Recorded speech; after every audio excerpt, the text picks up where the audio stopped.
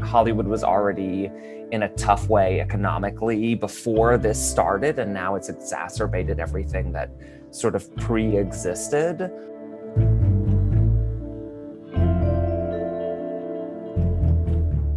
It's going to take a lot to get movie and TV productions up and running again. Right now, people are hopeful that things can sort of come back into play around July and August. That may or may not turn out to be overly optimistic, but no matter what happens, it is inevitable that new parameters are going to have to be put in place in terms of how productions work. I mean, these are usually sets that comprise 100, perhaps hundreds of people at once, and that's just not a condition that people can work in right now.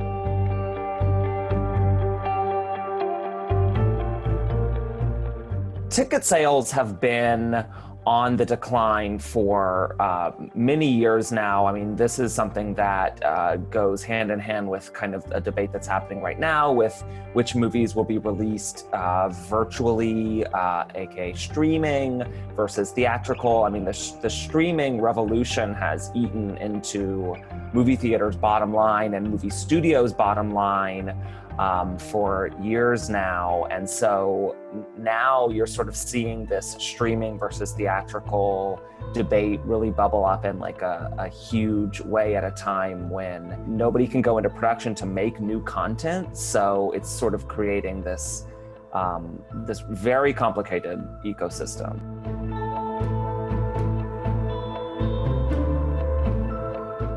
Movies like Mulan, Black Widow, A Quiet Place 2, the new James Bond, those tentpole blockbusters that have the chance of grossing as much as $1 billion, perhaps more, will not be released for streaming exclusives. It doesn't make sense financially. We are going to see inevitably more movies follow the path that The Lovebirds, for example, has taken. That was a Paramount comedy that got sold off to Netflix a few weeks ago, starring Issa Rae and Kumail Nanjiani.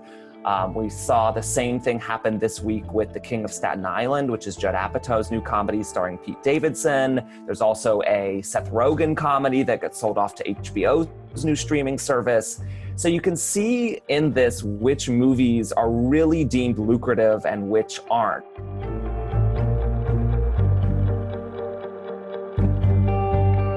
For the past few years, we've seen the Oscars slowly, and the industry at large, slowly warm to the streaming competitors who have come into the fray.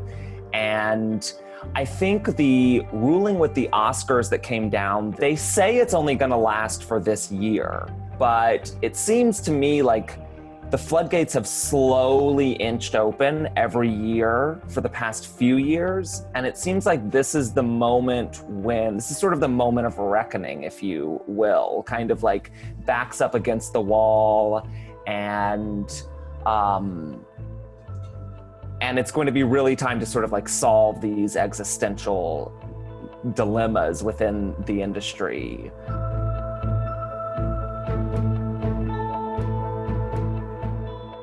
There are meetings going on, virtual meetings with producers, unions, studio executives, so on and so forth, to try to put these protocols into play. And they're talking about things like no more communal craft service, skeleton crews, having everybody except for the actors wear masks, no more guests permitted on the set, extra sanitation measures, all the kinds of things that make obvious sense in terms of how movie sets are run. We're going to see a lot of creative solutions get taken, assuming that anything can even go back into effect come midsummer.